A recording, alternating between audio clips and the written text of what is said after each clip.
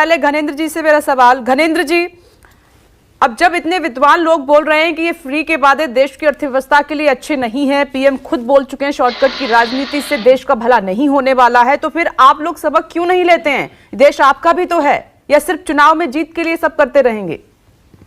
देखिए विपनेश जी, देश सबका है, देश आपका भी है, देश हमारा भी है, और देश उन 2.5 लाख कर्मचारियों को भी है जो काम कर रहे हैं। देश उन 50 लाख कर्मचारियों को जो सेंट्रल गवर्नमेंट में काम कर रहे हैं। देश तो सभी का है। देश सिर्फ 2 कॉर्पोरेट का थोड़ी है कि आप 10 लाख करोड़ रुपए का उनका राइट ऑफ कर दोगे, कि 5 लाख करोड़ रुपए का टैक्स माफ कर दोगे। लेकिन जब कोई कर्मचारी कहेगा कि जी मुझे मेरा हक मिलना चाहिए, मेरा अधिकार मिलना चाहिए, तो आप बोलोगे नहीं नहीं, देश की इकोनॉमी तो बहुत लॉस पे जा रही है। ये तरीका कौन सा, ये शासन का कौन सा तरीका है कि जो आदमी अपनी पूरी जिंदगी समाज सेवा में लगा रहा है, जन सेवा में लगा रहा है, आप उसको बोलोगे कि जी आप तो हमारे पर बोझ हो। लेकिन वो कॉर्पोरेट आपके ऊपर बोझ नहीं है। जो कॉर्पोरेट देश का पैसा खा जाते हैं, जो कॉर्पोरेट आपका हमारा बैंकों में किसका पैसा पड़ा है? ये आपका हमारा पैसा है। यही पैसा कर्जे पे दिया जाता है बड़े बड़े कॉर्पोरेट, और जब वो देते नहीं है तो ये सरकार एक लाइन का नोट बना देती है कि ये राइट ऑफ करते 10 लाख और आपको कुछ नहीं देना, आपसे लेनदारी है। अरे क्यों नहीं आप उनकी प्रॉपर्टीज को आप जब्त करते, क्यों नहीं उनकी कुर्की करते, क्यों नहीं उनकी नीलामी करते, क्यों नहीं बेच के आपके हमारे पैसे को वापस करते, क्यों नहीं उन पैसों से इन सरकारी कर्मचारियों को फुल पेंशन स्कीम दे सकते हो? तो बहुत सिंपल सा लॉजिक है।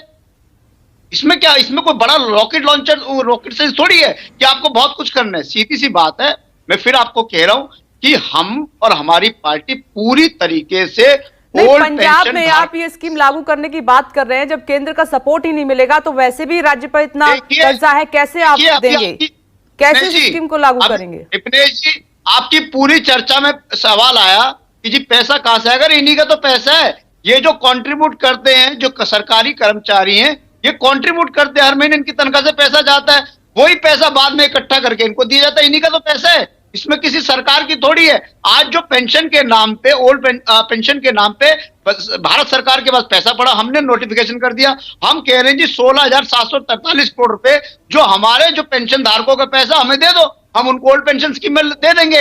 अब इसमें सरकार को क्या प्रॉब्लम हुई, सेंट्रल गवर्नमेंट को? ये उन्हीं एम्प्लॉइज का पैसा है, उन एम्प्लॉइज का पैसा मांगना भी गुनाह हो गया।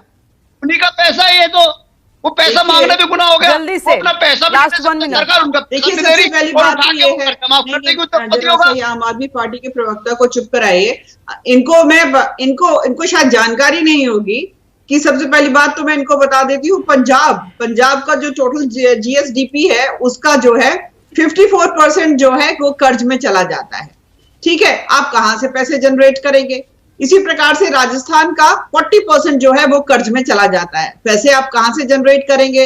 अगर हम बात करते हैं राजीव महर्षि, जो कि एक रिटायर्ड आईएएस ऑफिसर हैं, कैग के निदेशक रहे हैं, एक तरफ आप टैक्स बढ़ाते हैं, ईएमआई महंगी कर रहे हैं, दूसरी तरफ आप जो फ्री की राशन की योजना है 80 करोड़ लोगों के लिए आप उसको एक्सटेंड कर देते हैं, तो ये कैसा बैलेंस आप कर रहे हैं? आप खुद भी तो देखिए, दूसरों पर आप शॉर्टकट की राजनीति का आरोप लगा रहे हैं।